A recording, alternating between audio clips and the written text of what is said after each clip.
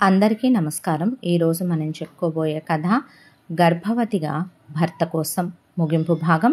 కథలోకి వెళ్ళబోయే ముందు మీరు కనుక మన ఛానల్ని ఫస్ట్ టైం చూస్తున్నట్లయితే తప్పకుండా మన ఛానల్ని లైక్ చేయండి, షేర్ చేయండి, సబ్స్క్రైబ్ చేయండి, బెల్ ఐకాన్ క్లిక్ చేసి ఆల్ అనే బటన్ని ప్రెస్ చేయడం మర్చిపోకండి. కథని ఎక్కడ స్కిప్ చేయకుండా వినండి. మరి కథలోకి వెళ్ళిపోదామా? దీని ముందు 2 పార్ట్స్ వినండి. కథ చాలా బాగుంటుంది. ఆల్రెడీ అప్లోడ్ చేసే ఉన్నాయి. మరి కథలోకి వెళ్ళిపోదాం.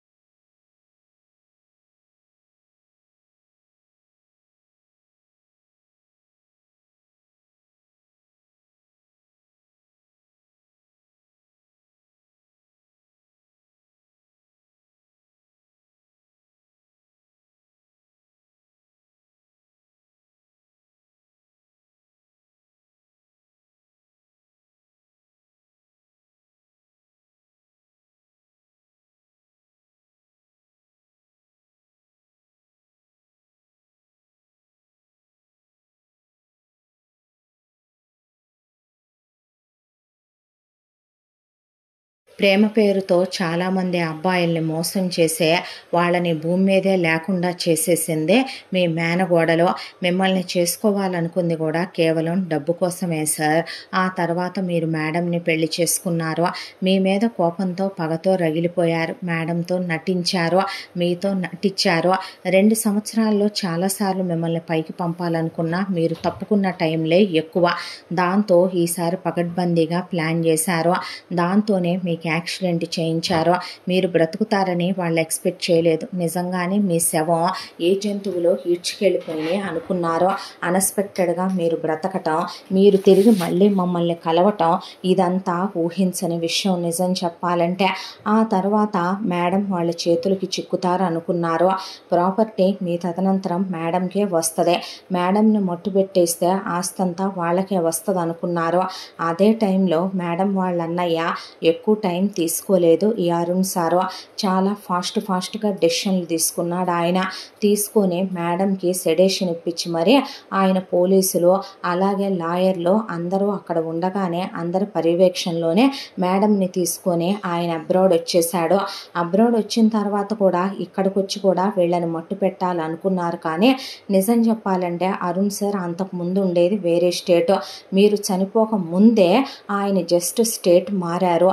దాంతో ఆయన అడ్రస్ వాళ్ళకి తెలీదు. కాబట్టి వాళ్ళు ఇక్కడికి రాలేకపోయారు. ఆ తర్వాత ఇంకా ఇక్కడికి వచ్చేసిన తర్వాత మేడం ప్రెగ్నెంట్ అవుతారని వాళ్ళు ఎక్స్పెక్ట్ చేయలే. ఆస్తి మాకు అక్కర్లేదని వీళ్ళు వచ్చాక హ్యాపీగా ఫీల్ అయ్యారు. కానీ మేడంను మొట్టిపెట్టాలనే ఇది మాత్రం పోలేదు. కానీ ఇక్కడికి వచ్చాక మేడం ప్రెగ్నెంట్ అయ్యారని, జెండర్ రివీల్ అయిందని, పాప పుట్టబోతుందని ఇవన్నీ చెప్పాక ఇప్పుడు పాపని మేడంని ఇండియా పిలిపించి పాప మీద ఇష్టం ఉందని, మేడం మీద ప్రేమ ఉందని, వాళ్ళిద్దరిని చూడాలి అనే దాంతో ముందు వీళ్ళిద్దరితో పాటు వీళ్ళ నలుగురు వస్తారు కాబట్టి వీళ్ళనే, ఆ తర్వాత వీళ్ళ తాలూకా వాళ్ళని ఎవరిని లేకుండా చేసేయాలని వాళ్ళు ఫిక్స్ అయిపోయారు సార్.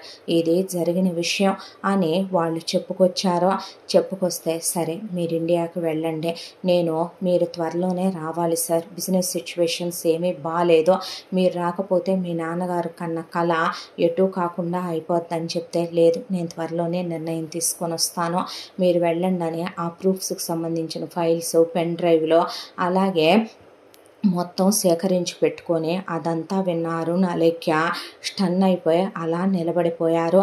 అసలు మంజులకి ప్రసాద్కి నోట్లోంచి మాట రాల. కమలే బ్లడీ డబ్బుల కోసమా ఇదంతా చేసిందే, రాసే ఆదిత్య మనకేం అక్కర్లేదు, మనం ఇక్కడే ఉండిపోదాం, నువ్వు ఇక్కడే జాబ్ చేసుకుందు కానీ ఇప్పట్లాగానే పాప నువ్వు నేను హ్యాపీగా ఉందాం, మనకి అన్నయ్య వదిన అమ్మ నాన్న ఉన్నారు, మనకెటు అక్కడికి వెళ్ళినా ఎవరు అక్కర్లేదో, వాళ్ళకి కావాల్సింది డబ్బే కదా, వాళ్ళకి ఇప్పుడు ఆస్తి రాసినా నేనున్నాననే విషయం తెలుస్తుంది కదవే, నన్ను ఇలా చేశారన్నప్పుడైనా నీకు వాళ్ళ మీద కోపం రావట్లేదు, కసి రావట్లేదో, వాళ్ళు నిన్ను నా పాపను కూడా ఉంచాలనుకోవటం లేదో, నా కన్న తల్లి నాకు ప్రాణం పోసిందనే అదే తల్లి నాకన్నా ముందు దాన్ని 10 నెలలు మోసి కని పెంచి పాలిచ్చి పెంచింది కదా, తల్లి గొంతు మీద కాలేసింత కిరాతకంగా అది చంపేసిందని డ్రైవర్ చెప్పాక నా తండ్రి తలవాడు ఒక్కలు చేసి మెదడు బయటకు వచ్చేలాగా తల బద్దలు కొట్టాడు అన్నాక కూడా నేను వాళ్ళకి నిజం చెప్పాలంటే వీళ్ళ రక్త తర్పణం ఇవ్వకపోతే గనక నేను ఆదిత్య వర్మనే కాదు, మేఘనాథ్ వర్మ మండోదరి కొడుకునే కాదు, ఈ విషయం ఎవరు చెప్పినా కూడా నేను వినను అనేశాడు ఆదిత్య. అనేపాటికి ఇప్పుడు ఏం చేయాలంటావు అన్నాడు అరుణ్. అందరం కలిసి ఇండియాకి వెళదాం, నేను కూడా వస్తాను, కానీ ఆదిత్యగా కాదు సూర్యగా వస్తాను, మరి నిన్నెవరని చెప్పాలి బాబు అని అడిగారు మంజుల ప్రసాద్. కమలి కోసమని ఒక అబ్బాయిని చూసామని నేను కమలికి కాబోయే భర్తనని పాపతో సహా యాక్సెప్ట్ చేశానని పరిచయం చేయండి అత్తయ్య, అలాగే వస్తాను నేను అన్నాడు. సరే బాబు అన్న తర్వాత అందరూ అనుకున్నదే తడవుగా ఇండియా వస్తున్నామని చెప్పారు. అంటే రావే రా, మళ్ళీ నువ్వు వచ్చిన తర్వాత తిరిగి వెళ్ళినప్పుడు చూద్దాంలే అనే అక్కడ ఎదురు చూస్తూ ఉన్నారు మాలిని ఫ్యామిలీ. వెళ్ళేసరికి వెల్కమ్ అరేంజ్ చేసి గ్రాండ్గా వేద పండితులను పిలిపించి వేద మంత్రాలు చదివించేదో సెలబ్రిటీల కూతుళ్ళకి చదివించినట్టుగా అక్కడ పూల వర్షం కురిపించి ఆ తర్వాత పాపని కమలిని వెల్కమ్ చేసి హారతులు ఇచ్చారు.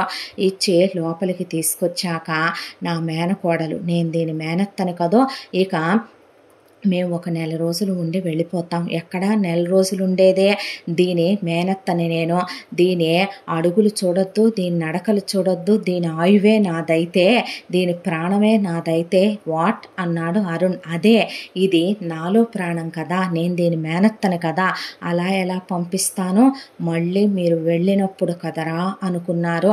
అనుకున్న తర్వాత ఈ అబ్బాయి ఎవరు అని అడిగారు. అడిగేసరికి అలా చూస్తూ హాయ్ అన్నాడు ఆదిత్య. అనేసరికి అన్నాక మా అమ్మాయికి ఇచ్చి పెళ్లి చేసుకుందాం అనుకుంటున్నాం, మా అబ్బాయి స్నేహితుడు అదే ఆఫీసులో పనిచేస్తున్నాడు, మాకు పరిచయం అయ్యాడు, ఓ మంచోడే అయి ఉంటాళ్లే, పోయిన మా తమ్ముడు ఆత్మ కూడా శాంతిచ్చుద్ది, నువ్వెందుకురా ఈ ఫ్యామిలీ ఎంతవరకు పోతే పోయేది, నువ్వు కూడా వచ్చావు, ఏమున్నాడే వీడు అని అలా చూస్తూ నుంచుంది మోహిని. అడ్డమైన వాళ్ళ మీద మోసుబడకు, మెమ్మెటు వాడిని కూడా పైకి పంపబోతుంది అన్నారు సునీత ప్రవల్లిక.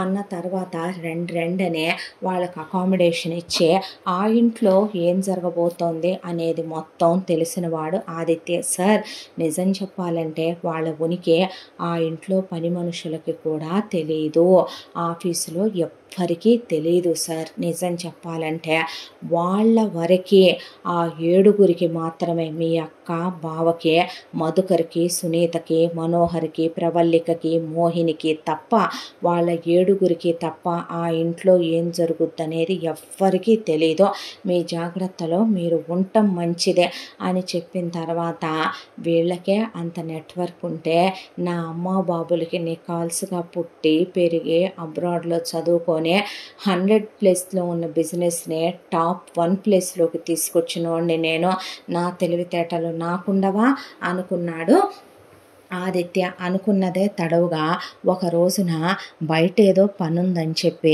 వ్యవహారాలయ్యో చక్కబెట్టే పనుందని చెప్పి మాలిని, సంజీవ్ అలాగే పెద్ద కొడుకు మధుకర్ బయటికి వెళ్ళారు. రెండో కోడలు ప్రవల్లిక ఒకవైపున బాడీ పాలిషింగ్ చేయించుకుంటుంది. 4 hours appointment. లోపల స్పా రూమ్లోకి వెళ్ళిపోయింది. ఇంట్లో రెండో వాడు మనోహరు, పెద్ద కోడలు సునీత ఉన్నారు. ఇక మోహిని ఎవరో ఒక న్యూ బాయ్ ఫ్రెండ్ దొరికాడని వాడితో హోటల్ రూమ్లో బుక్ చేసుకొని వస్తున్నానని చెప్పి వెళ్ళిపోయింది. ఆ తర్వాత ఇంట్లో పని వాళ్ళు జ్యూసులు ప్రిపేర్ చేస్తుంటే నా కోసం ఈ జ్యూస్ చేయరా అని అడిగాడు ఆదిత్య. అలాగే బాబుగారు అని లోపలికి వెళ్ళేలోపు ఇంటిల్లపాది కోసం చేసిన జ్యూస్లో మత్తుమందు కలిపాడు. మత్తుమందు కలిపేసరికి నేను కోకోనట్ వాటరే తాగుతాను, నాకు అవి వద్దు అని ఆ ఇంట్లో ఉన్నటువంటి రెండో కోడలు ప్రవల్లిక కోకోనట్ వాటర్ తెప్పించుకుంది పనమ్మాయితో తన గదిలోకి. ఆ తర్వాత ఇంట్లో ఉన్న మిగతా వాళ్ళని తాగొద్దన్నాడు. మంజుల, ప్రసాద్, అరుణ్, అలేఖ్య. ఆ తర్వాత కమలి ఆ జ్యూస్ తాగలేదు. వీళ్ళు వేరే జ్యూస్లో కోక్ టిన్నులు తీసుకొని కూర్చున్నారు. ఆ జ్యూస్ ఎత్తుకెళ్ళి పనమ్మాయి ఒకవైపున సునీతకి అలాగే మనోహర్కి ఇచ్చింది. ఇచ్చిన తర్వాత వీళ్ళు మత్తులో పడిపోయారు. పడిపోయిన తర్వాత చిటికేశాడు ఆదిత్య. చిటికెయ్యగానే ముందు ఎవరో బయట నుంచే వెనక వైపు ఒక డోర్ ఉంది, అది తీగానే లోపలికి వచ్చారు కొంతమంది. రాగానే పెద్దోడి పెళ్ళాన్ని రెండో వాడిని తీసుకెళ్ళి న్యూడ్గా బట్టలు లేకుండా ఒక బెడ్ మీద పడేసి ఒకళ్ళ మీద ఒకళ్ళని పడేసి ఇక మీరు బెడ్షీట్ కప్పేసి వెళ్ళిపోండి, వెనక నుంచి ఎటు నుంచి వచ్చారో అట్నుంచి అన్నాడు. వాళ్ళు అలాగే చేసి వెళ్ళిపోయారు. ఆ తర్వాత వీళ్ళు ఏమీ ఎరగనట్టు ఎవరి పనులు వాళ్ళు చూసుకుంటూ ఇంట్లోనే ఉన్నారు. ఉన్న తర్వాత బయటికి వెళ్ళిన మాలిని, సంజీవ్, మధుకర్, మోహిని వచ్చారు. వచ్చి రావటంతోనే మధుకర్ తన బెడ్రూమ్ డోర్ తీసే పెద్దగా కేకలేస్తూ నానా రచ్చ రభస చేసే పెళ్ళాన్ని పడేసి చెత్తకొట్టేసి తమ్ముణ్ణి పడేసి వేర కొట్టుడు కొట్టాడు. ఒకవైపున స్పా రూమ్లో నుంచి బయటకు వచ్చిన ప్రవల్లిక నానా రచ్చ రగడా చేసి నా మొగుడిని మరగేసుకుంటావంటే నా మొగుడిని నీ బెడ్రూమ్లోకి పిలిపించుకొని కులుకుతావా, నేను నీకేం తక్కువ చేశానురా, నా మీద నీకు మోజు తీరిపోయిందా అనే బజారు కుక్కల కన్నా హీనంగా ఒకళ్ళతో ఒకళ్ళు పోట్లాడుకుంటూ మోహిని ఏంటసలు ఇదంతా ఇల్లు అనుకుంటున్నారా, బ్రోతల్ హౌస్ అనుకుంటున్నారా అనేసరికి కింద నుంచి పైకి చూశారు మంజుల, అలేఖ్య, కమలి ఒక్కసారిగా మోహినినే. ఆ తర్వాత మాలిని ఆపుతున్న, సంజీవ్ వర్మ ఆపుకుంటున్న 1, 2, 10 దెబ్బలు తాళగలిగిన మనోహరు ఇక తాళలేక మధుకర్, మనోహర్ కలిసి కొట్టుకోవటం మొదలుపెట్టారు. వీళ్ళు కొట్టుకుంటుంటే ఆపుతున్నట్టుగా ఒకవైపున ప్రసాద్, అరుణ్ అలాగే ఆదిత్య మధ్యలోకి వెళ్ళారు. వెళ్ళి ఆ హడావిడిలోనే కింద గోళీలు వేసేసాడు ఆదిత్య. వేసేసరికి కొట్టుకుంటున్న దాంట్లో ఒక్క తోపు ఆదిత్య పెద్దోడిని రెండో వాడి మీదకి తోశాడు. రెండో వాడు గోళీల మీద కాలేసి బాల్కనీలో నుంచే 5th ఫ్లోర్లో నుంచి పట్టం కింద గార్డెన్లో ఉన్న బండరాయికి తల తగిలి అక్కడికక్కడే కొట్టుకొని పోయాడు మనోహర్. పోయేసరికి అందరూ గార్డెన్లోకి పరిగెత్తితే నా చిన్న కొడుకో అని మాలిని, సంజీవ్ కుప్ప కూలిపోయారు. అన్నయ్య అని మోహిని అలా కుప్పకూలిపోయి మధుకరి చెంపలు పగలగొట్టి తప్పు చేసిన నీ పెళ్ళాన్నే నువ్వు పైకి పంపినా ఏమీ ఉండేది కాదు, తమ్ముణ్ణే కొడతావా ఎదవా, తమ్ముడు చావటానికి కారణమయ్యావు, తమ్ముణ్ణి లేకుండా చేసావు, తప్పు చేసిన నీ పెళ్ళాన్ని ఈ బజారు దాన్ని నువ్వు చంపుండాల్సిందే, అంతా దాంట్లో నీ పెళ్ళాం పతివ్రత అయిపోయిందే, ఏవే మొగుణ్ణి పట్టుకొని అలాంటి మాటలు అంటావా, నా కొడుకు పోయేలా చేసి నా కడుపులో చిచ్చు పెడతావా అని రెండో కోడల్ని పడేసి కొట్టే మాలిని అలా ఏడుస్తూ పాపం పోలీసులు వచ్చి అనుకోకుండా కాలు జారి పైన నుంచి పడే పోయాడు రెండో కొడుకని వాళ్లే రాయించుకొని రెండో కొడుకు అంత్యక్రియలు చేసుకొని వచ్చారు. వచ్చిన తర్వాత ఒక వారం రోజులు మెదలకుండా ఊరుకున్నాడు. ఇక ఆదిత్య అంతటితో వీళ్ళేమైనా ఆగారా? అక్కడికే కాకుండా మాలిని మిగతా వాళ్ళంతా కలిసి కమలి దగ్గరికి వచ్చి పాపని పైకి పంపించడానికే, పాపను నాకు ఇవ్వమ్మా, మనసేం బాలేదు, కాసేపు నా దగ్గర ఉంచుకుంటాను, నా గుండెల మీద వేసుకుంటాను, భోజనం తినిపిస్తానంటే ఏమనుకోవద్దు వదిన, పాపకి ఒంట్లో బాగోట్లేదు, అబ్రాడ్ నుంచి ఇక్కడికి వచ్చాక కొంచెం వాతావరణం మారింది కదా, అట్మాస్ఫియర్ సెట్ అవ్వక హెల్త్ కొంచెం అప్సెట్ అయింది, ఒక 2-3 వారాల్లో హెల్త్ సెట్ అయ్యాక మీకే ఇస్తాను అని చెప్పి పాప మీద వీళ్ళ నీడ కూడా పన్నివ్వకుండా పక్కకి తీసుకెళ్ళిపోయింది కమలే. తీసుకెళ్ళిపోయిన తర్వాత మీరు ఆగితే నేను ఆగిపోతానేమోననే భయం మీకు, నాలో పగ రగల్సందే, మీరు అలా సైలెంట్గా ఉండరు కదా అని చెప్పి వెంటనే ఆదిత్య ప్లాన్ నెంబర్ 2 ఫాలో చేశాడు. అదేంటంటే బయట నుంచే తనే ఒక కిల్లర్ని మాట్లాడి డైరెక్ట్గా ఇంట్లోకి వచ్చి మధుకర్ని షూట్ చేసేసేయమనమని, షూట్ చేసి తన్నే సంజీవ్కి దొరికిపోమ్మని చెప్పాడు. దాంతో ఒక అతను డైరెక్ట్గా వచ్చి మధుకర్ని తూట్లు పడిపోయేలా కాల్ చేసే సంజీవ్కి దొరికిపోయి ఎవడ్రా నువ్వు, నా కొడుకుని ఎందుకు చేశావురా అని అడిగితే, మీ రెండో కోడలు ప్రవల్లికే, మీ పెద్దబ్బాయి వల్ల తన భర్త చనిపోయాడని ఇలా చెయ్యమందే అని చెప్పి వాడక్కడి నుంచి సంజీవ్ని ఒక తోపు తోసి, అసలు బ్యాక్ సైడ్ డోర్ ఒకటి ఉందని కూడా వీళ్ళకి తెలియదుగా రూముల్లోంచి వెళ్ళిపోయి ఆ బ్యాక్ సైడ్ డోర్లో నుంచి మాయమైపోయాడు. ఇల్లంతా వెతికి చేసేదేమీ లేక గన్ క్లీన్ చేస్తుంటే మిస్ఫైర్ అయ్యి ఆ గన్ను పెద్ద కొడుకు పోయాడని వీళ్ళే కేసు రాయించుకోవాల్సి వచ్చిందే. అలా పెద్దోడిని తగలేసి 2వ ఫోటో పెట్టారు గోడకే. ఆ అబ్బాయి ఒక్కొక్కళ్ళది టిక్ వేసుకుంటూ వస్తున్నాడు ఆదిత్య. ఆ తర్వాత ఇక ఏమిటో వదిన, ఈ ఇంటికి ఏమైందో ఏంటో, ముందు నా భర్త, ఆ తర్వాత మీ రెండో అబ్బాయి, మీ పెద్ద అబ్బాయి, అసలు ఇక్కడికి రాకూడదు అనుకున్నాను, ఎందుకు వచ్చానో ఏంటో, పాపను చూడాలని నువ్వు కలవరించావని వచ్చాను, ఇవన్నీ చూడటానికి వచ్చినట్టుగా ఉందే, ఏది ఏమైనా కూడా ఒకటి నిజం లేరా అని అలేఖ్య అంటే ఏంటన్నట్టు చూశారు మోహిని, మాలిని. ఈలోపు మంజుల, అలేఖ్య, మీ అబ్బాయిలు పోయినా ఎక్కడికి పోద్దమ్మా, మీ ఆయనగారి తరపున ఆస్తి మీ కోడళ్ళకి వెళ్లాల్సిందే కదా, మొగుళ్ళు పోయారనే బాధ ఏ కోసానా లేదు ఇద్దరు కోడళ్ళకే, నిజమనుకుందాం, ఎంతైనా కొడుకులు మనోళ్ళు కానీ కోడళ్ళు పరాయి వాళ్లే కదా, వచ్చారన్న మాటే కానీ మీ కోడళ్ళకి కించిత్ మాత్రం మొగుళ్ళు పోయారనే బాధ ఉందా, నీ కడుపు కాలిపోయిందే కానీ నువ్వు, నీ మొగుడు, నీ కూతురు బాధపడుతున్నారే కానీ, నిజంగా చూడు, నీ పెద్ద కోడలు పిలవకుండానే నీ రెండో కొడుకు గదిలోకి వెళ్ళే అంత తప్పు చేయగలుగుతాడా నీ పెద్ద కోడలతో? సరే చేశాడు, అయిపోయిందే, అన్నాదమ్ములు కొట్టుకున్నారు, నీ పెద్ద కొడుకు చేతి మీదుగా నీ రెండో కొడుకు పోవాలన్నది విధే, పోయాడు, అయిపోయిందే, అక్కడితో వదిలేస్తుంటే పోయేది కదో, మళ్ళీ నీకు వారసుల్నే లేకుండా చేయటం కాకపోతే, నీ కడుపు కాల్ చేయాలని కాకపోతే, నీ రెండో కోడలు చేయాల్సిన పనేనా కిల్లర్ని పెట్టి డబ్బులిచ్చే నీ పెద్ద కొడుకుని చంపించటం? మళ్ళీ ఏమీ ఎరగనట్టు ఎంత బాగా తిరుగుతున్నారమ్మా నీ కోడళ్ళు, ఇట్లు ఆయన ముండకాపురాలు కూడా చేయించకపోవటం నీ గొప్పతనమో, గుళ్ళో కనీసం మొగుడు పోయాక నిద్ర కూడా చేయలేదు, ఇంకా ఏమేం కీళ్ళు మోయాల్సి వస్తుందో నువ్వు, ఏంటోనమ్మా ఈ ఇంటికి ఏం మూసిచ్చిందో, మా అల్లుడి శవమే దొరక్కపోయా, నీ కొడుకులు చూస్తే అలా బొయ్యి గోడ మీద ఉండే, అయ్యో మా అమ్మాయే ఒకవైపున పాపం వైధవ్యం వచ్చిందని నువ్వంత బాధపడుతుంటివే, ఇప్పుడు నీ ఇంట్లోనే ఇద్దరు కోడళ్ళు బూడిద గుమ్మడికాయలే మిగిలిపోతురే, నీ కడుపేమో అలా కాలిపోయా, ఏంటో అనేసి వాళ్ళు వెళ్ళిపోయిన తర్వాత, అవి చెప్పిన మాట నిజమే కదమ్మా, అవి ఎలా చెప్పినా ఏం చెప్పినా సరే మామయ్యని చంపించావనే విషయం సునీతకి, ప్రవల్లికకి తెలుసు, వీటి నుంచిన రేపొద్దున ఈ ప్రమాదమే, దానికి తోడు నిజమేగా, రేపొద్దున వీళ్ళ ఫ్యామిలీని మొత్తం మనం వేసేసాకైనా ఆస్తిలో వాటికి వాటాలు పెట్టాల్సిందే, మా అన్నయ్యలే పోయిన తర్వాత ఎందుకు పెట్టాలమ్మా,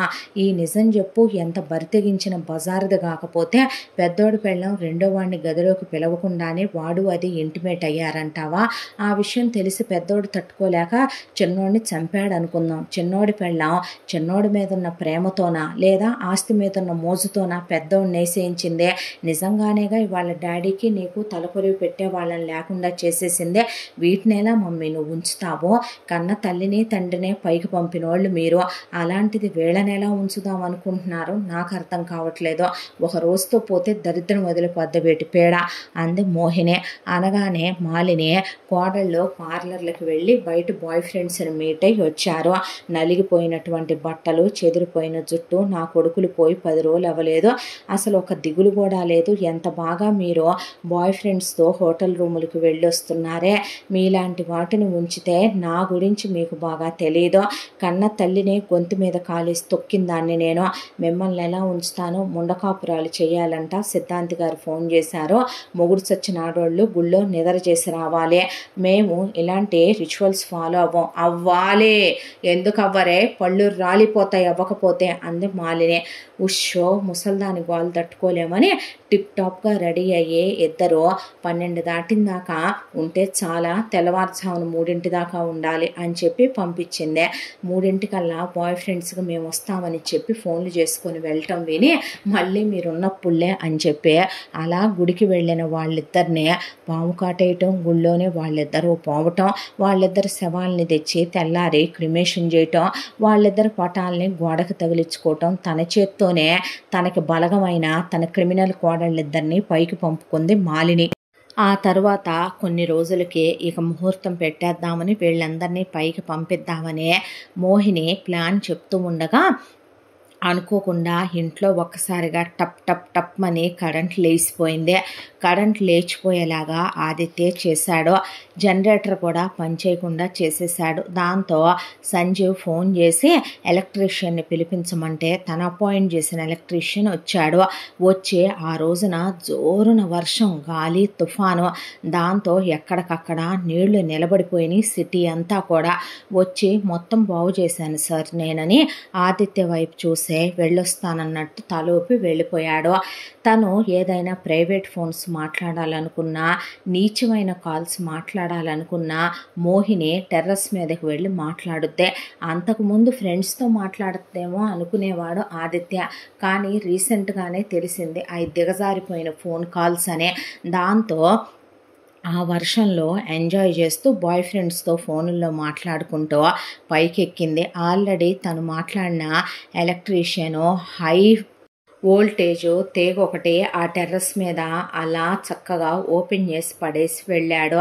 వెంటనే మెయిన్ ఆన్ చేసేసరికి కరెంట్ అంతా ప్రెస్ అయిపోయి ఒక్కసారిగా అలా నిలబడ్డ మనిషి నిలబడ్డట్టే ఫోన్ మాట్లాడుతూ బూడిదైపోయి అలా ఉండిపోయింది. ఇక మోహిని కూతురు అలా ఏమైందా అని భయపడుతూ కూతురు కేకకి పైకి వెళ్ళిన మాలిని సంజీవ్ వర్మ మెయిన్ ఆఫ్ చేయగానే కూతురు దగ్గరికి వెళ్ళి కూతుర్ని అలా చేత్తో తాకబోతే బూడిదై రాలి పడిపోయింది కూతురు. అంత పవర్ఫుల్ కరెంట్ పెట్టించాడు ఆదిత్య. దాంతో నా కడుపు కాలిపోయిందో, నా 3 పిల్లలు పోయారో, ఇంకే ఉంది దేవుడో అనే కింద పడి దొర్లి ఏడ్చింది. ఏడ్చిన తర్వాత ఇక ఏ మాటకు ఆ మాట నేనన్నానని అనుకోవద్దు. ఇలా ఒకే ఇంట్లో ఇన్ని చెడులు జరగకూడదు. మీకెవరైనా సిద్ధాంతి గారు తెలిసిన ఆయన ఉంటే పిలిపించి చూపించుకోమ్మా మాలినే.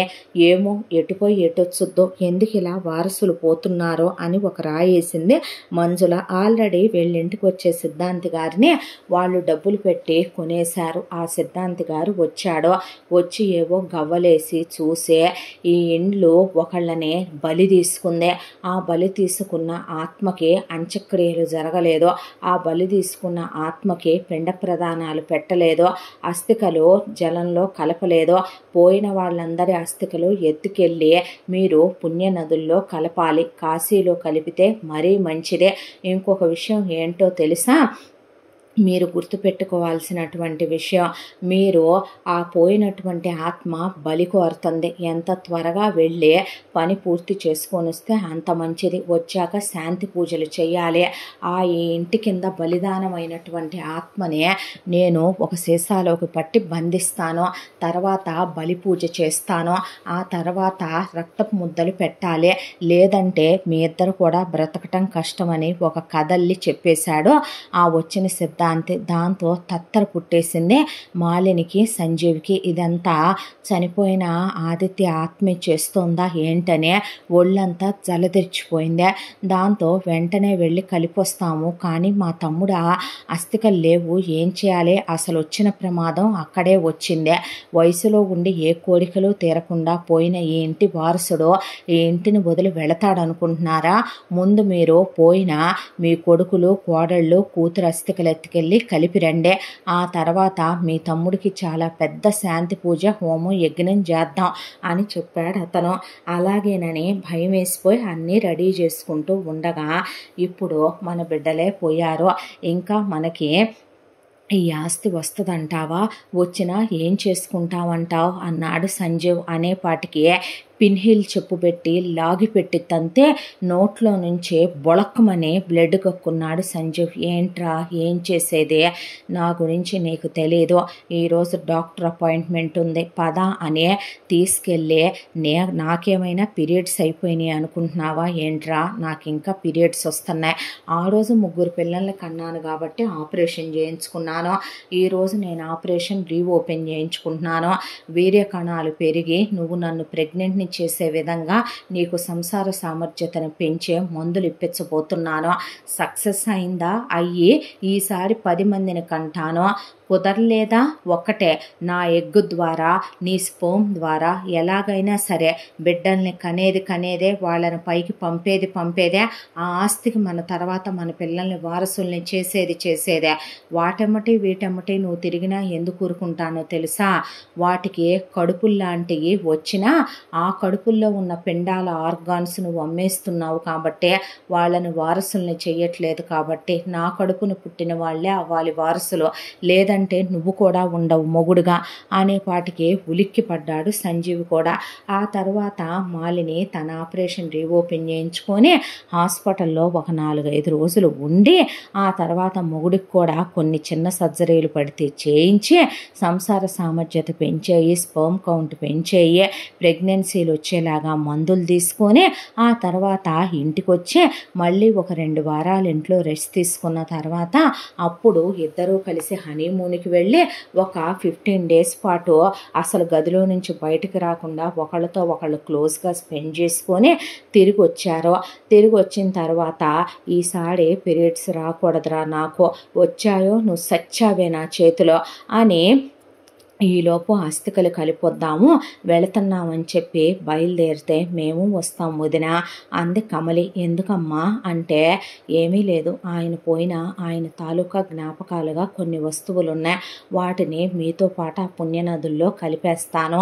నేను, అన్నయ్య, వదిన అలాగే సూర్య వస్తాం మీతో పాటు అంది కమలి. రావే రా, నువ్వు కూడా నేను తిరిగి వచ్చాక నీ ఫ్యామిలీ మొత్తం పైకి పోతే మీ అందరి కలుపుతాను నా పిల్లలతో పాటు. రాచబిడ్డ శవాలు ఊరికినే పోకూడదంట, పోతూ 7 నెత్తికెళ్ళాలంట, సరిపోతారులే మీరు లెక్క అని వీళ్ళు బయలుదేరుతూ ఉండగా వెళ్ళేది రోడ్ ట్రిప్పే. రోడ్ ట్రిప్లో వీళ్ళు వెళుతున్నారు కాబట్టి ఒక కారులోనేమో ఇక ఆదిత్య, కమలి, అరుణ్, అలేఖ్య ఉన్నారు. పాపని మంజుల ప్రసాద్కి ఇచ్చి ఇంట్లోనే ఉండిపోమన్నాడు ఆదిత్య. ఆ తర్వాత మరొక కారులో మాలిని, సంజీవు, ఆస్తికలు, డ్రైవరు కలిసి బయలుదేరుతూ ఉండగా వెనక నుంచి తను ఏర్పాటు చేసిన ఒక లారీ వచ్చే లాగిపెట్టి గుద్దేసరికి వీళ్ళ కారుని పల్టీలు కొట్టుకుంటూ కారుకి పెద్ద యాక్సిడెంట్ అయింది. డ్రైవర్ ముందు కారులో నుంచి బయటపడే అక్కడ ఉన్నటువంటి ఒక కొండరాయి కానుకొని రక్తం కారిపోతుంటే వాడు అలా కూర్చుండిపోయాడు. ఈలోపు బాబు ఓ సూర్య, నీ అక్కలాంటి దాన్నయ్యా, ముందు నన్ను కాపాడయ్యా అని పొట్టకి చెయ్యడ్డం పెట్టుకొని ఇక బాబు కాపాడయ్యా అనే అయ్యా అమ్మ కాపాడండి అని ఇద్దరూ కలిసి వీళ్ళకి దండాలు పెడితే ముందు అక్కడ ఉన్నటువంటి డోర్స్ పగలగొట్టి బయటికి లాగారు. బయటికి లాగిన తర్వాత మాలిని సంజీవ్ వర్మని బయటికి లాగితే పక్కనే కూర్చొని ఉండేసరికి ఒక ఐరన్ రాడ్ తీసుకున్నాడు ఆదిత్య. రాడ్ తీసుకొని మాలినిని తుక్కు కింద కొట్టాడు. నన్ను కొడతావేంట్రా, నువ్వెవడవరా నన్ను కొట్టడానికి అనేపాటికే, నా కళ్ళల్లోకి చూడవే, నా గొంతు తెలియట్లా, నేనెవరినో నీకు తెలియజెప్పట్లేదేమే, అదేంటి చిన్నప్పటి నుంచే నన్ను ఎత్తుకున్నావు, గోడు ముద్దలు పెట్టావో, ప్రేమను నటించావో, నాతో తెగ నైగాడి బద్దల్లే యాక్ట్ చేశావో, నీ కూతుర్నిచ్చి నాకు పెళ్లి చేద్దామనుకున్నావో, నీ కొడుకులు నీ కూతురు పోయినంత, నీ కోడళ్ళు పోయినంత తేలిగ్గా నువ్వు పోకూడదనే కదా అక్క ఎంత దూరం తీసుకొచ్చింది, గుర్తుందా ఈ ప్లేస్ నీకు, ఈ స్పాట్ నీకు ఇక్కడే కదూ, ఈ ప్లేస్లోనే కదూ అమ్మ గొంతు మీద నువ్వు కాలేసి నొక్కి నొక్కి తొక్కి తొక్కి చంపిందే, అమ్మ ప్రాణం పోవటం నీ కాలికి తెలియాలనే పిన్హీలు ఇప్పి మరే అమ్మ గొంతు మీద కాలేసి పట్టుకొని అమ్మ ఎంత నీకు దండం పెట్టిందే, ఎంత నీ కాళ్ళు పట్టుకుందే, ఎంత మొర పెట్టుకుందే, నీ తర్వాత నేను పుట్టకూడదా, నీకెంత ఇచ్చారే, ఈ రోజుకి నీ పెళ్లి గురించే జనాలందరూ చెప్పుకునేంత గ్రాండ్గా అమ్మా నాన్న నీ పెళ్లి జరిపించారో, చాలేదు నీకు వీడికి, ఉన్నాయి మొత్తం మీరు నాశనం చేసేసుకొని, అడిగుంటే ఎప్పుడో సగం ఆస్తి రాసి ఉండేవాడినే, నాకు ఆస్తి మీద ఏ రోజు వ్యామోహం లేదో, నీ కొడుకులకి రేపైనా సరే ఆస్తిలో వాటా ఇవ్వాలనుకున్నా, నీ కూతురికి ఇవ్వాలనుకున్నా, నా భార్యకి అసలు ఆస్తి మీద ఏమాత్రం దానికి ఆశే లేదో, అలాంటిదే నన్ను పైకి పంపి నా బిడ్డని, నా భార్యని, నా బావని, నా బావ భార్యని, చివరికి నా అత్తమామల్ని కూడా పైకి పంపాలనుకున్నారే మీరు, ఏం చెయ్యాలి మిమ్మల్ని అనేపాటికి తమ్ముడు అనేసింది. తమ్ముడు నేనే, బాగానే గుర్తుపట్టావే, పోయాననుకున్నావా, మారింది రూపమేనే, లోపలున్న నేను కాదు, నా భార్య ప్రేమించిన ఆదిత్య ఇప్పుడు లేడు, నా భార్య ప్రేమించిన నా రూపం నాకు ఇప్పుడు లేదు, నా ఐడెంటిటీ లేకుండా చేసేసావు, డెత్ సర్టిఫికెట్లు తీసుకొని ఆదిత్యగా నేను పోయానని ప్రపంచాన్ని నమ్మించావు, నాకు కర్మకాండాలు చేయించి నాకు చివరికి నేను చచ్చానని నా ఫోటోకి దండలేసి బొట్టు పెట్టి దీపాలు పెట్టిచ్చేసావు కదే, నువ్వు నా పెళ్ళాన్ని పిచ్చిదాన్ని చేసేసావు కదే, నిన్నెలా వదిలేస్తాననుకుంటున్నావే ప్రాణాలతో, నీలాంటి వాళ్ళు బ్రతికితే భూమికి భారం, ప్రపంచం అనుకోవచ్చు, మిమ్మల్ని పోలీసులకు అప్పచెప్పొచ్చుగా, ఎందుకు ఆదిత్య ఇలా చేశాడో అనుకోవచ్చు, రణశేషం రుణశేషం రణశేషం శత్రుశేషం మీలాంటి వాళ్ళని ఉంచకూడదు, ఏదో ఒక విధంగా మీరు పుట్టుకొస్తూనే ఉంటారు ఫినిక్స్ పక్షుల్లాగా, మీలాంటి వాళ్ళని ఉంచితే ఏమవుతుందో తెలుసా, నువ్వో నీ కొడుకో నీ కోడలో, నీ ఇంకో కోడలో ఇంకో కొడుకో ఇంకో కూతురో ఎలాగైనా బయటకు వస్తారే, వచ్చినా మీరు మళ్ళీ మా దగ్గరికే వస్తారు, ఎంతమంది ఆడపిల్లల్ని అమ్మేస్తుంటావు, ఎంతమంది పసిపిల్లల ఆర్గాన్స్ అమ్ముంటారు, ఎంతమంది ముసలోళ్ళను మోసం చేసి వాళ్ళని చంపేసి ఆర్గాన్స్ తీసుకొని ఉంటారా, ఎన్ని అన్యాయాలు చేసి ఎంతమంది ఆడవాళ్ళనే కిడ్నాపులు చేసి మొత్తం మందులు ఇచ్చి మానభంగాలు చేసి ప్రెగ్నెంట్ని చేసి మొగుళ్ళకి చెప్పుకోకుండా ఇంట్లో వాళ్ళకి చెప్పుకోనివ్వకుండా పెళ్ళిళ్ళు కుదిరిన ఆడపిల్లల జీవితాలు నువ్వు నీ కూతురు నీ కొడుకులు కలిసి నీ కోడళ్ళు కలిసి ఎంతమంది బ్రతుకులు నాశనం చేసి ఉంటారా, మొరపెట్టుకుంటున్నాయి వాళ్ళందరి ప్రాణాలు, ఈరోజు నువ్వు ఆడదానివేనంటే పైన అమ్మా నాన్న ఎదురు చూస్తున్నారే, వెళ్ళి అమ్మ కాళ్ళు పట్టుకో, నీ కొడుకు నీ కూతురు ప్రాణాన్నే నీకు అర్పణగా ఇచ్చాడు, తర్పణగా ఇచ్చాడు, ఈరోజు మీకు ఆత్మశాంతిగా ఇచ్చాడు అని చెప్పవే వెళ్ళి అమ్మా నాన్నకి అని ఆదిత్య మాలిని గొంతు మీద కాలేసి నుంచున్నాడు షూ తీసే. దాంతో నీకు దండం పెడతానని, నేను కడుపుతో ఉన్నాననే, నీకు ఈ వయసులో మళ్ళీ ఆపరేషన్ రీఓపెన్ చేయించాలి, నువ్వు వీడితో కొలహాలు, నువ్వు హనీమూన్కి వెళ్ళి కడుపు తెచ్చుకోవాలి, మళ్ళీ నువ్వు పసిబిడ్డని కూడా లేకుండా నా బిడ్డని చంపేయాలి, మా అందరినీ మట్టు పెట్టి పిల్లల్ని కంటావా, ఆస్తికి వారసుల్ని చేస్తావా, పర్వాలేదే పోతే పో, నీలాంటి వాటికి పుట్టకూడదవి పాపిష్టి సంతానమే అవుతే అని ప్రాణం పోయిందాకా నొక్కి పట్టుకున్నాడు. ఆ అబ్బాయి కళ్ళల్లోంచి నిప్పుల వర్షం, ఒక వీరభద్రుడిలాగా ఒక కాలభైరవుడిలాగా కనిపించాడు ఆ క్షణం వాళ్ళకే. ఆ తర్వాత అలా కాసేపటికి మాలిని ప్రాణం పోయిందా లేదా అని 4 సార్లు చెక్ చేసుకున్నాడు అరుణ్ అలేఖ్య కూడా. ఆ తర్వాత అప్పటికే ఇరగదీసి పట్టుకున్నారు ఒకవైపున సంజీవిని. దాంతో ఐరన్ రాడ్ తీసుకొని అక్కడ పడేసి ఆదిత్య కొట్టిన కొట్టుడికి నీకు దండం పెడతానురా, చంపేపోనే, ఈ నరకం నేను పడలేను, నీ కాళ్ళు పట్టుకుంటాను, చంపేసాయినంటే ఇలాగే అడుగుంటారు కదూ చాలామంది ఆడవాళ్ళు, నిన్ను ఇలాగే మొరపెట్టుంటాయి కదూ, పసి ప్రాణాలు నువ్వు చంపేసినే ఇలాగే మొరపెట్టుకున్నాడు కదూ, ఒక రోజున మా నాన్న ఇలాగే అడుగుంటదేమో కదూ, ఒకానొక క్షణం మా అమ్మ ఇలాగే ఎంతోమంది ఆడవాళ్ళు నీ కాళ్ళు పట్టుకుంటామనే ఉంటారు కదరా నిన్ను అనేసరికి చూస్తావేంటి ఆదిత్య, ఈ రాయి అయితే పెద్దగా ఉంది చూడు అని అదే రాయి గుర్తుగా వీళ్ళు పక్కకి పెట్టి ఉంచారని కూడా డ్రైవర్ చెప్పాడు. ఆ అమ్మాయి ఆ రాయినే చూపించింది. ఆదిత్య వాళ్ళ నాన్న తల మీద వేసి కొట్టిన రాయి అదే. ఆ రాయి తీసుకొని తల మీద వేసి కొట్టాడు ఆదిత్య. సంజీవ్ పోయాడు. పోలీసులు వచ్చారు, డబ్బులు పడేశారు, కేసు మాఫీ అయిపోయింది. శవాల్ని తీసుకెళ్లి క్రిమేషన్ చేసేశారు. ఆ తర్వాత ఇల్లంతా రెనోవేట్ చేయించి వాళ్ళ జ్ఞాపకాలు కూడా లేకుండా క్లీన్ చేయించేసే పనివాళ్ళను కూడా తీసి మొత్తం సీసీ కెమెరాలు పెట్టి కొత్తగా పని వాళ్ళని అపాయింట్ చేసుకున్నారు. ఇల్లంతా హైలీ సెక్యూరిటీ పెట్టించేశాడు. ఆఫీసులో కూడా మొత్తం జాడిచ్చి జల్లెడ పట్టుకుంటూ వచ్చేశారు. ఎక్కడా వీళ్ళ తాలూకా వ్యక్తులు ఎవరూ లేకుండా అరుణ్ని అలేఖ్యను కూడా అబ్రాడ్ వెళ్ళొద్దని ఇక్కడే మాకు తోడుగా ఉండి పొమ్మనమని అడిగాడు. అలేఖ్య ప్రెగ్నెంట్ అయింది. ఆ తర్వాత అలేఖ్యకి ట్విన్స్ ఉన్నారని తెలిసింది కడుపులో. అరుణ్ వెళ్ళి ప్రాపర్టీలన్నీ అమ్ముకొని తిరిగి వచ్చేశాడు. మంజుల, ప్రసాద్, అరుణ్, అలేఖ్యకి డెలివరీ అయ్యి పాప బాబు పుట్టారు. ఆ తర్వాత ఆఫీస్ వ్యవహారాలు కూడా ఇక నుంచి ఒకవైపున కమలిని కూడా వచ్చేయమన్నాడు ఆదిత్య. తర్వాత కమలి ప్రెగ్నెంట్ అయింది. కమలికి బాబు పుట్టాడు. ప్రపంచం అందరి దృష్టిలో ఇప్పుడు ఆదిత్య బ్రతికిలేడు. ఈ అబ్బాయి సూర్య, కమలి రెండో భర్త. ఆస్తి మొత్తం ఆదిత్యది కమలికి వచ్చింది. ఆ తర్వాత అవన్నీ సూర్యే చూసుకుంటున్నాడు అంతవరకే. కానీ ప్రతిరోజు తన ఫోటోలు చూసుకున్నప్పుడు రూపం మారిపోయిన తను, పోయిన వాళ్ళు తనకేసిన శిక్ష ఏంటి అంటే ఎంత అంటే ఈ రోజున తన ఉనికే లేదు, తన ఐడెంటిటీ లేదు. తను ఇప్పుడు ఆదిత్యగా చనిపోయాడు, సూర్యగా తిరిగి పుట్టాడు. బహుశా ఇదేనేమో మనిషికి మరో జన్మ, పునర్జన్మ అంటే. పాపలో మాత్రమే అతని పోలికలు అతనికి కనపడుతున్నాయి. ప్రపంచానికి అతను ఆదిత్యగా బ్రతుకున్నానని చెప్పాలనుకోలేదు. చెప్పడం వల్ల ఉపయోగం ప్రయోజనం లేదు. వీళ్ళు ఇలా చేశారని తను మొత్తం చెప్పుకురావాలి. అలా చెప్పుకురావటం వల్ల పోయిన తన తల్లిదండ్రులకే అది తలవంపులో. పోయిన తల్లిదండ్రుల్ని తన అవమానానికి గురయ్యేలా చెయ్యలేడు.